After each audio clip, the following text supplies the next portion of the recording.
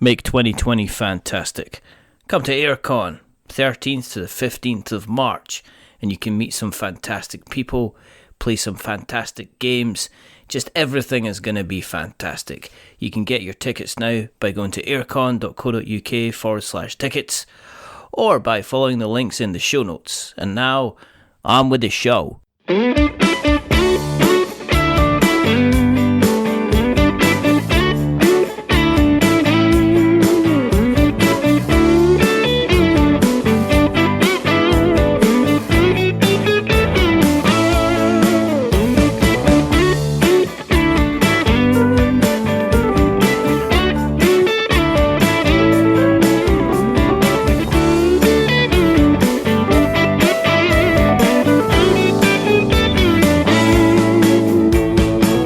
Welcome to We're Not Wizards. My name's Richard. I'll be your host for January. Yeah, it's 2020.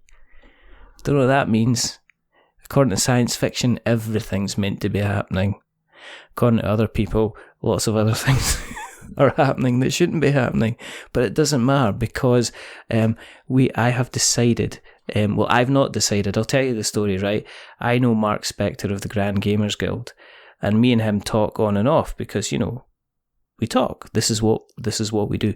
And he said to me, I tell you what, I've got a game coming up at the end of January. And I was like, oh. He says, is it your game? He was like, no, don't be silly. I says, thank goodness. He said, you want to speak to somebody? I says, what's his name? He says, Richard. He said, I said, that sounds like a fine name. He says, it's Richard Janner. I says, that sounds like an even better name. He says, what's the game? He says, it's Gorinto. I says, well, sign me up. So, here we have, working alongside the Grand Gamers Guild, I've got Richard Janner here to talk about Gorinto. Aren't you, Richard? Sure am. Yay! Ooh, applause. So how you doing first of all? Are you well? I'm doing pretty good. Good stuff. So, you've got Gorinto's going to be coming out on Kickstarter at the end of the year, the 28th of January, as of time of recording. What's the mood like in camp at the moment? How are you feeling about the whole thing? Pretty good. The game's almost done. Just finishing up some of the solo mode, and then it should be all set. Cool. Is this your first game then? This is my second game. All right. Okay. What was the first one that you did then? First one was called Dark.net. It was a cyberpunk game, and that one came out from WizKids. Cool. Is that still available? Are people still able to get their hands on that then? It was last I checked. No, you can still find it everywhere. Yeah. Okay. How long have you been involved in games design then? I mean, what's your kind of your history with it, roughly? Well, I really just started designing games because I was curious to see what went into making board games. I just love playing games, so I wanted to see what it took to actually make them. So I just started. I made a terrible, terrible tower defense game, as I'm sure many people have done. And then No, you don't get away with that. What was it called? Oh, it didn't even have a name. I didn't get that far. You didn't have a name? No. Was it a fantasy medieval setting, or was it a kind of a sci-fi? It was a fantasy medieval setting. Did you have orcs in it? It just had generic things. They walked, you shot at them with turrets. It was really just a very long spreadsheet of things that nobody wanted to do. All right, okay. So I tried that, and it was terrible, and then I kept making bad things until eventually I made a not bad thing. And then I reached out. There's a board game design group in Colorado, so I found them, started working a little with them. Mike Fitzgerald lives in Colorado too, and he's a huge part of that. So I talked to him a little bit about it, and he taught me some more, and I just kept making some bad things and some better things until eventually you get something good. Were you quite inventive as a child then? I mean, if somebody were you the kind of kid on a rainy day that, you know, in order to keep you occupied, basically you just had to have like a pad of paper and some cardboard and some colouring in pens, and you were quite happy to, or a box of Legos, and that was you. You were quite able to keep yourself kind of content. I was definitely a Lego kid. Yeah. Were you... Because there was two types of Lego. There was a Lego bit and then it kind of died away. So there's the original stuff like the space Lego and stuff like that. And then there was the Lego City. It wasn't like nowadays when all of a sudden they introduced kind of Star Wars and stuff like that. So did you have a big box, or were you into kind of like, were you more into the space or more into the kind of the town side, or didn't matter as long as it was kind of Lego? Yeah, it didn't matter. As long as there was Legos, then I could make something out of it. When did you first kind of get into the gaming scene then? I, like everybody, did some experimenting in college and found board games. And I skipped past the hard drugs and the drinking. Oh yeah, I mean, board gaming is much more expensive, so... I never found that, isn't it? It's like there's almost like there's a kind of a complete kind of it's going to lead you down the road to ruin if you get involved in any kind of drinking or hardcore drugs. But I think probably give it about 5 years and there'll be like a just say no campaign for people who kind of get into miniature. You just start off with Catan and Munchkin, and next thing you know, Brass Birmingham happens. Did you stay in the kind of the hobby? Did you kind of drift away at all, or have you constantly kind of been interested in the hobby? No, like I said, I played some in college, and then I just kind of fell away from the hobby. And then later on, I found it again, and that's when I really got hooked. What was the first thing that kind of got you back in? It may have been Agricola, actually. I really like games that make you stressed out while you're playing them.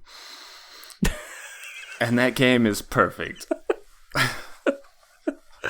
So is that what you kind of look for? I'm not looking... You're not like one of these people that kind of like does the Zen thing and you just like zone out and my troubles kind of go away. You're like... Your idea of kind of like a perfect day is jumping out an airplane at 30,000 feet and try to play Catan and then getting told halfway down you've not got a parachute. And then that would be kind of like the Catan part and the no parachute. I have tried jumping out of a plane. It's pretty fun. But no, most of the time I'm pretty relaxed. So when I'm playing games, it's kind of a new, different thing for me to be doing, to be stressed out. Mm-hmm. But what made you kind of jump from just kind of playing games into, like, how did Dark.net come about then? What kind of made you think, well, actually, I can just do something myself here, rather than just, kind of sit around? Yeah, like I was mentioning a little bit earlier, really it was just curiosity. When I get interested in something, I really get into it. So I love board games. I love playing board games. So kind of curiosity, I just wanted to see what goes into making one, just so I could understand them a little bit better. So it was really just curiosity. Okay. Did you try like a couple of different things before you settled on Dark.net then?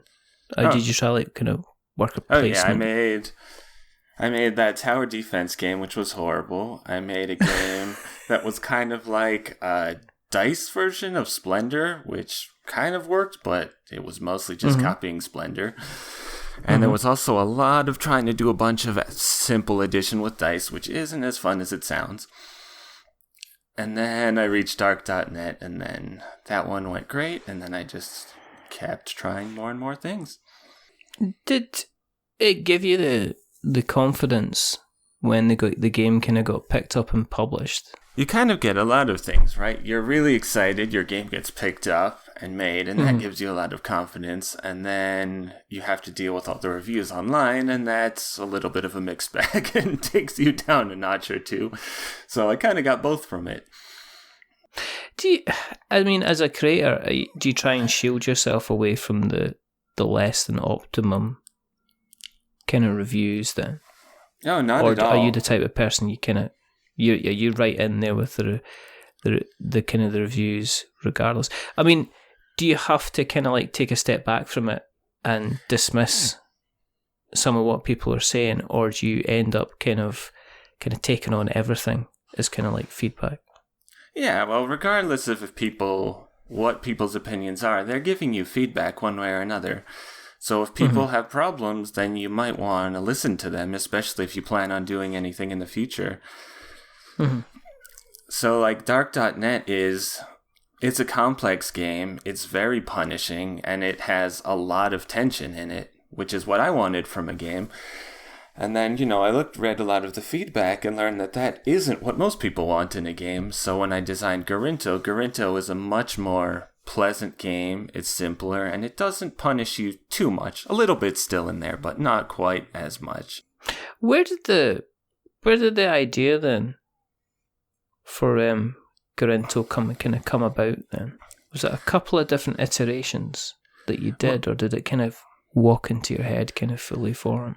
The core part of Gorinto really hasn't changed a whole lot from where it started. There's small parts that have been added and small parts that have been taken away, but the core game has pretty much always been there. Like I said, I just set out to design a simpler game. So when the first one came out, I have a lot of friends that aren't gamers, and all of them would say, "Hey, we'd love to try your game." And I kind of told them, not quite yet. Once you've got some more games under your belt, then we'll teach you this one. Because I do like it, but it's for gamers, not for everybody. So when I set out for this one, I wanted to make a game that everybody could play. And that's why I started as simple, and when I originally made it, it still took with the patterns. The patterns that you take in haven't changed at all, really, since the game got started. And there was one end game scoring, which now there's a bunch of them for more replayability, but from the start to where I am now wasn't too long a journey, really. Is it were you kind of conscious of taking on feedback as you went when you were developing Gorinto then? I always take on feedback from anybody that's willing to give it to me in really all parts of my life, because really, it can't hurt you to get more people's feedback, ever. You have to learn what to listen to and maybe what not to listen to, but it always pays to listen to people. Okay. In terms of the kind of the gameplay side of things, if you were explaining to somebody, the kind of the main premise behind it, how you would, the main mechanics behind it, what would you say to people? Yeah, in Gorinto, you're trying to build your wisdom for the elements. To do that, there's tiles on a board, and you've got tiles on the outside. You move the outside tiles into the middle area, and depending on what element you're using, they all have different patterns that they'll take tiles in. And your wisdom also increases how much each element will let you take. So you're trying to take more tiles that let you help tiles, and there's a few goals that you're trying to follow. So maybe you're trying to learn, have equal wisdom through your elements, or have a lot of one and less of another. So it's not just getting as much as you can. A lot of it is about getting what actually helps you. And sometimes there's a fight between building your engine to get more and actually getting the things that score. And did you go through kind of a lot of playtesting as you were developing it as well? Oh yeah, that's the only way to make a game. If you're not doing constant playtesting, you're going to be in trouble. Did you take out quite a few? When you were playtesting, was there stuff that you ended up kind of added in, kind of based on suggestions? Was there stuff that you kind of slightly changed as you kind of went? Yeah, originally I was considering kickstarting this on my own, and I'm really happy I didn't, because I've now seen how much work goes into that, and I don't think I could do that. But I kept that in mind while I was designing it, so I was doing everything I can to keep the game as simple as possible. And then when Mark got on board, when I had somebody else to help do a lot of that work for me, then I started expanding it into a little bit more of a game. Did Mark kind of start to work his kind of magic on it then? Did he have kind of things that he wanted to change, or was he quite happy with what you were showing him at the time? Well, the first thing he changed was the name of the game. That was the very first thing. So when the name of the 5-element system is called Godai, which when you switch it into English, it just becomes Go Die, which is the opposite of a peaceful sounding game about elements, and it's something that I had never even thought about. Is it what we're going to play? Go die. All right, but what are we going to play? Yeah, you hear that, you think you're going to be fighting, and really you're just learning about elements peacefully in nature. Little misleading. Well, maybe the follow-up game to Gorinto could be, Gorinto 2, Go Die, and you could be introducing kind of miniatures with, I don't know, guns. Everybody loves miniatures. Everybody kind of loves miniatures. So we actually do have one miniature in this game. And what is that? I take it that doesn't have a gun, though. No, it's a Gorinto, actually. All right, well, there you go. I didn't want to guess. We could try putting a gun on it, but... It's got a sword. What's that? I've tied on a banana. There's a fruit salad that sits on the top of it. Is it dangerous? It's slightly out of date, and you could maybe slip on the banana peel. So depending on how you want to run with it, that's kind of entirely up to yourself. You mentioned the level of work, and you went, "Oh, I've realised how much work kind of goes into a Kickstarter." In terms of kind of like the promotion and stuff like that, have you been out kind of? I know there's the playtesting's like fine, it's one thing that you have to do, but have you had to be more aware of kind of helping get the name out yourself? There, kind of being involved in kind of like a social media basis or anything like that, or have you been kind of leaning on Mark to kind of help you with that type of thing? Yeah, Mark has done a large part of it, but I still have been having to do some of it. So, I have to post. I don't have to, but I post anytime we have new information about the Kickstarter. I've gone to 1 or 2 conventions and demoed the games there. So I've definitely done some, but Mark is really doing the lion's share of it. Are you tempted to kind of jump in and do a bit more? Is it a case of, because I find, the reason I'm asking is I find this with a lot of designers, you'll spend years, blood, sweat and tears, developing a game. But then in this current kind of climate, what they don't then sit you down and say, well, you've also got to be kind of like a professional marketeer. You've got to help kind of spread. Yeah, you have to be everything. I didn't realize, part of what I learned through just designing games is there's so much more that goes into it. You have to be, a creative person. You have to be a mathematician. You have to be a graphic artist. You have to be a marketing person. There is a lot of fields that go into making a board game. You're not just a designer. What is it you do as a job then? Is it something creative that you're doing kind of on a daily basis yourself? Not at all. I manage a driving school, so I just sit in an office all day and talk to people. So you're just kind of organising lessons and tests and stuff like that then? You got it. That's why I need to do something with my brain when I'm not there. Why? Okay, here's a big question then, Richard. Where's the driving school game then? I mean, why isn't there one based on kind of like, building up a deck builder where you're building up your skills to allow you to get the score to pass your test? Well, maybe that'll be my next one. But is that a thing? Is it? There will still be minis with guns on them, though. Still, I think you have to. Okay. Here's an idea for you. Every single time you see one of those Gasland car things, yeah. Okay. Right, and they've got guns and everything on them, yeah. But it's kind of taken as a given. That you're a good driver. Oh, no, that you can drive. It's a given that they're a good driver. It's a given that they're a good driver.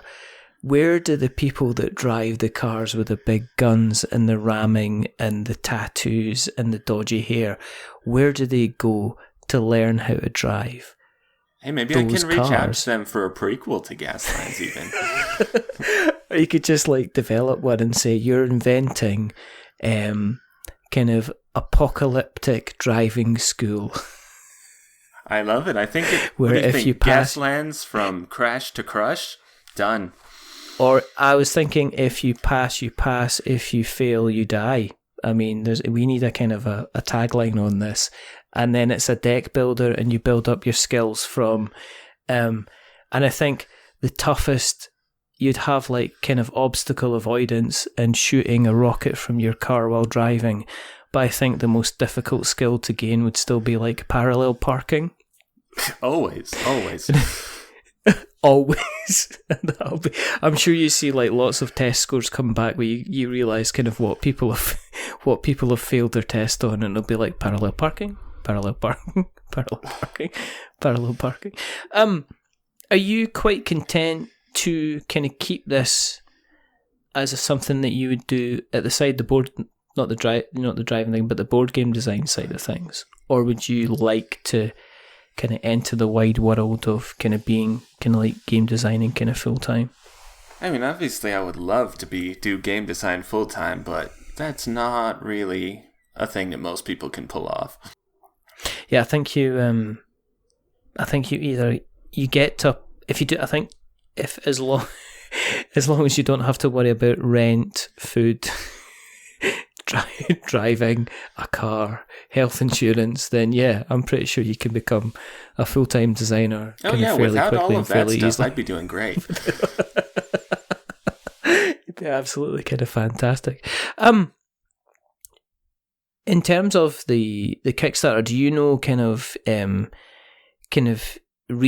figures, pledge figures and things like that, how much it's going to be to actually kind of jump in with a pledge, and have you looked at kind of like pledge levels and things like that as well? Well, what I think they're looking at, I don't think they're going to have actually any stretch goals or add-ons or anything. From what I understand, they're just going to put it up there and then you'll be able to buy your game. Nice and simple. Okay. So is that going to be through Kickstarter then? That will be through Kickstarter, yeah. And it's going to be kickstarting on February 12th. Oh, right, okay. So not the end of the month then? Nope, coming out pretty soon. And all right, okay. Yeah, and I think they're still trying to figure out the price, but hopefully it should be around $40 for that. That's pretty good. Yeah. Even with your miniature with its gun and its fruit thing. Yeah, fruit, all that stuff. Mark's going to listen to this later and be like, what did you promise people? What did you promise? He's promised everybody. Mark, if you're listening, I mean, Richard's promising actually a fruit basket to everybody who backs. He just said that to me kind of off the pod. We're just kind of getting it on the record. It's going to kind of work out quite well.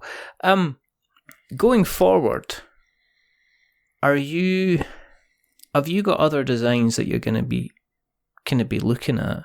Of course. Then have you got a pad in front of you, which you'll come up with a design, you go, oh, I've got to remember, I've got to do this, I'm going to get that down. Well, so is there kind of like the Richard Yanner kind of design little binder with all your little designs in it?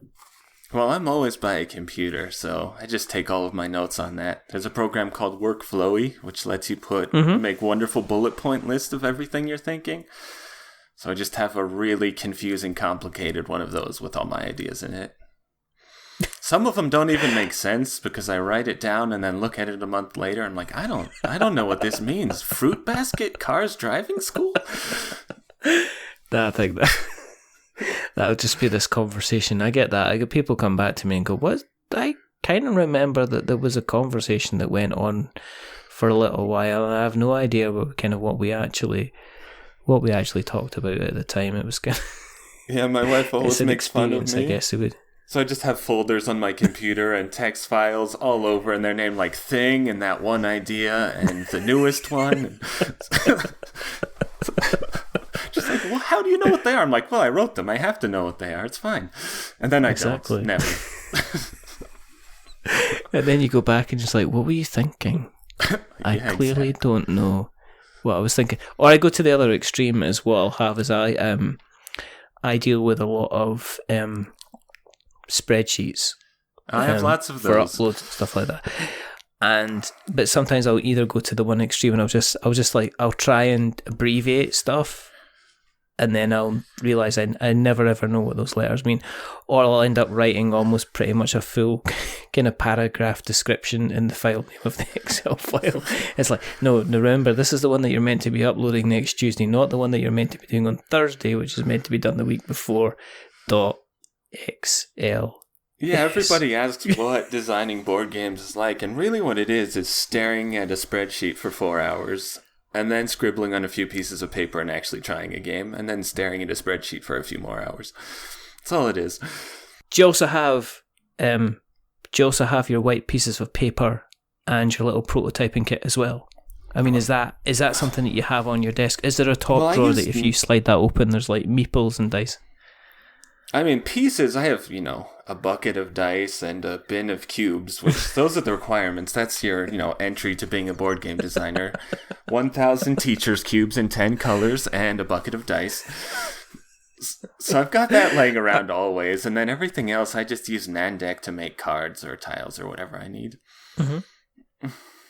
Do you keep are you into kind of like keeping the designs kind of quite simple to produce, so you can just run them off and kind of play them quite quickly?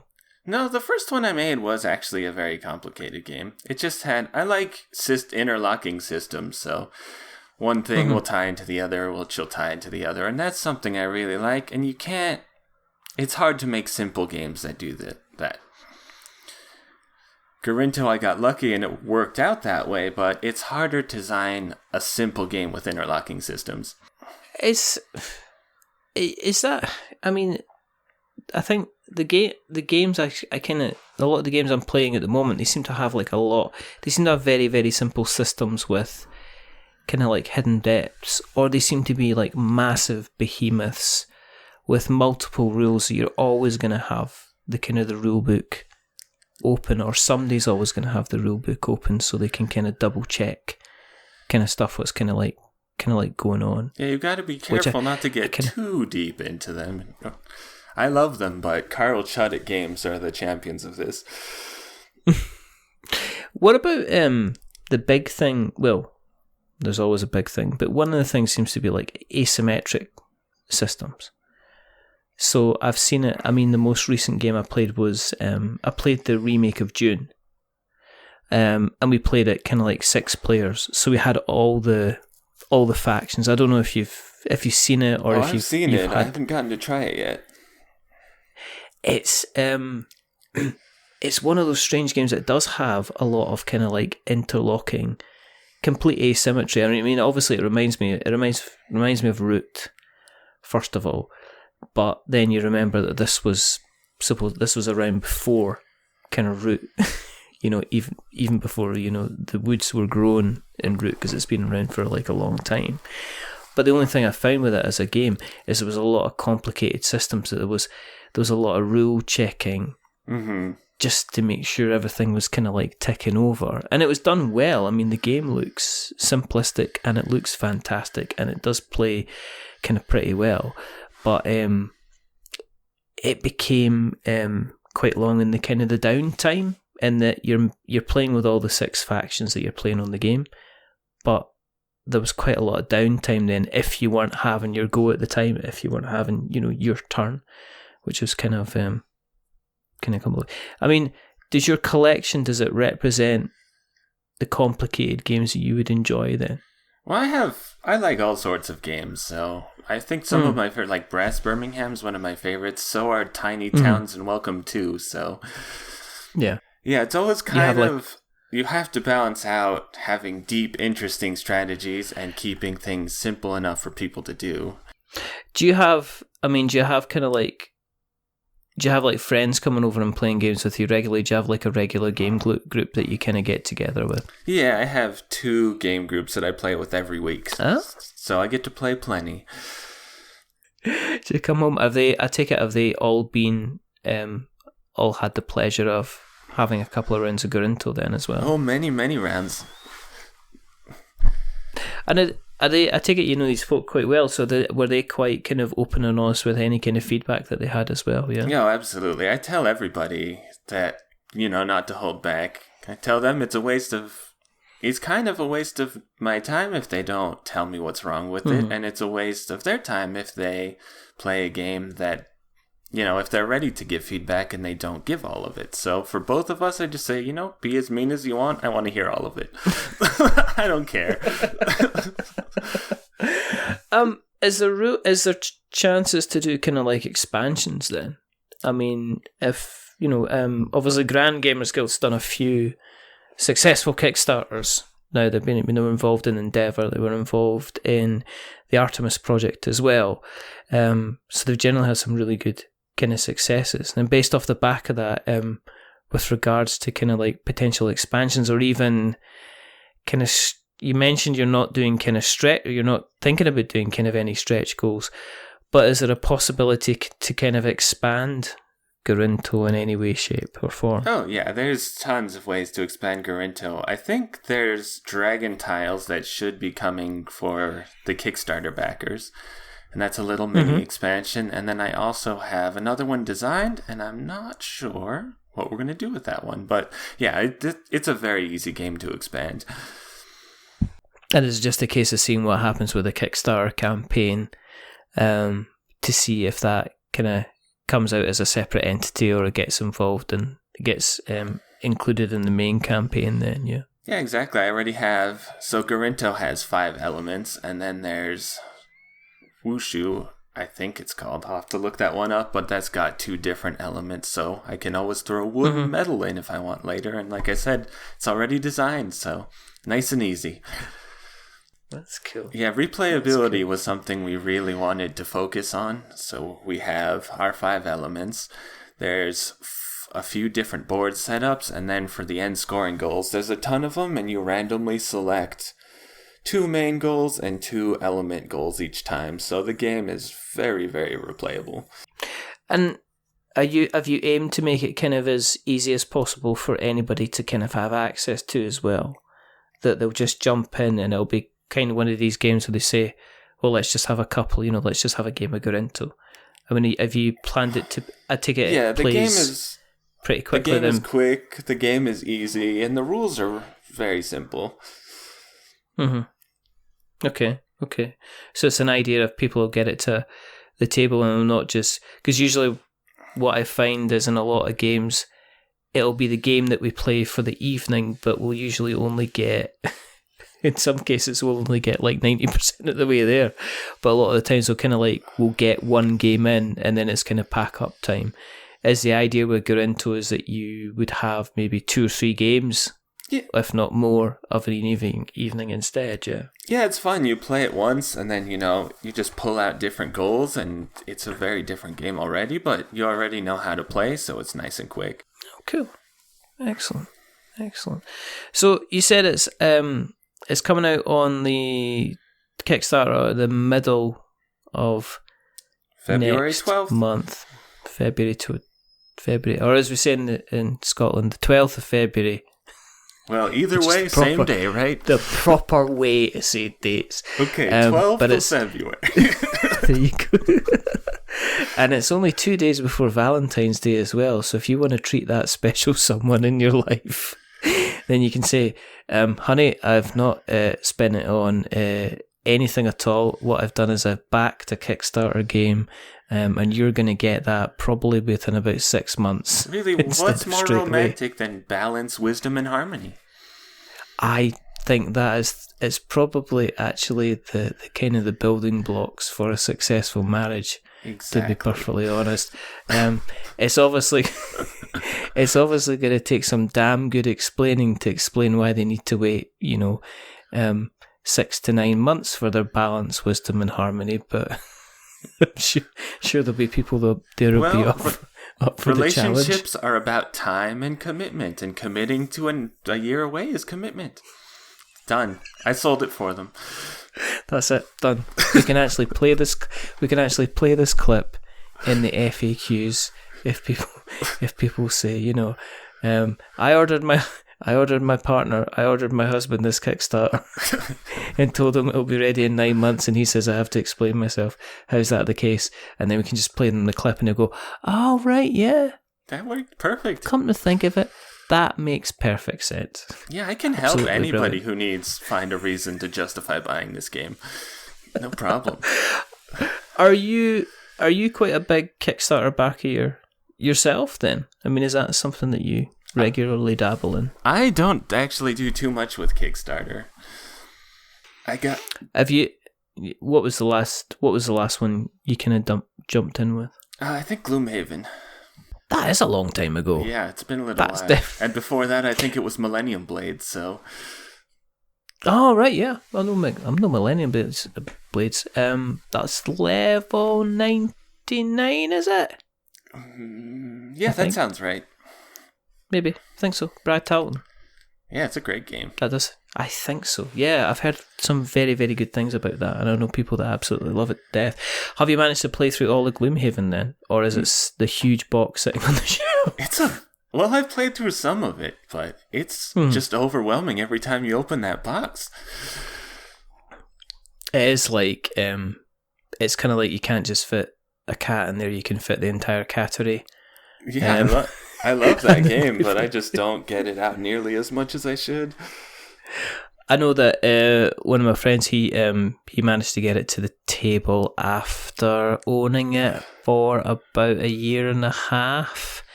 And the issue was that they managed to get it to the table the previous 4 times, but they were playing it with different people who all promised they wanted to do a campaign. And it ended up having to do the first campaign again and again and again. It eventually just went, I just give up. I can't be bothered with this. I'm just going to... It does. It does. I can only wish you the best of luck for when the campaign comes round. And when it's live. If people are interested in keeping an eye on yourselves on the internet webs, where can they find you on the internet webs, Richard? Well, Grand Gamers Guild is everywhere. They've got Twitter, they've got Facebook, they've got a presence on Board Game Geek, and just look up Grand Gamers Guild and you'll find either of those. And for me, you can probably just find me on Board Game Geek is the easiest way for me. Cool. Okay, I'll make sure that we put those links in the show notes, and we'll also make sure that we put when we get the link to the campaign, that'll go out either in the show notes, or we will make sure it goes across our Twitterer as well. If you want to keep an eye on what we're up to, just go to the internet and search for We're Not Wizards, and you'll find us in all the different various places. If you like what you've listened to tonight, then please go to your podcast catcher of choice and consider a subscription or a review. If you are going to be giving us a review, especially on Apple Podcasts, don't give us 10 stars because it makes us big-headed, but don't give us 1 star because it makes us cry. Give us something like a 5 because it's in the middle and it's average, and we're just a little bit average. But the person who's not been average is rather wonderful, rather fantastic, Richard Jenner. Yay! Thank you very much for coming on, sir. Thank you so much for having me. There's only 2 more things to do, Richard. The first thing is to remember that we're many things, but we're not wizards. Are we wizards, Richard? We are not wizards. There you go. And the second thing is to say goodbye. So it's a goodbye from Richard. Say goodbye, Richard. See you, everybody. And it's a goodbye from me. Remember, stay safe, roll 6s, make something awful, and check out Gorinto when it comes to Kickstarter on February 12th. Until the next time, goodbye.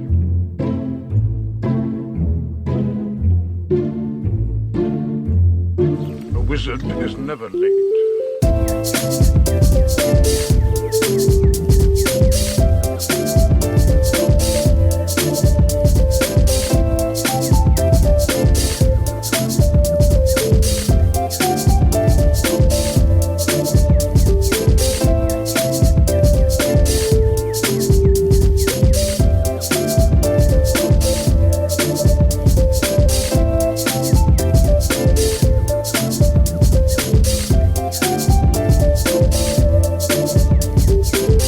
Nor is he early. He arrives precisely when he means to.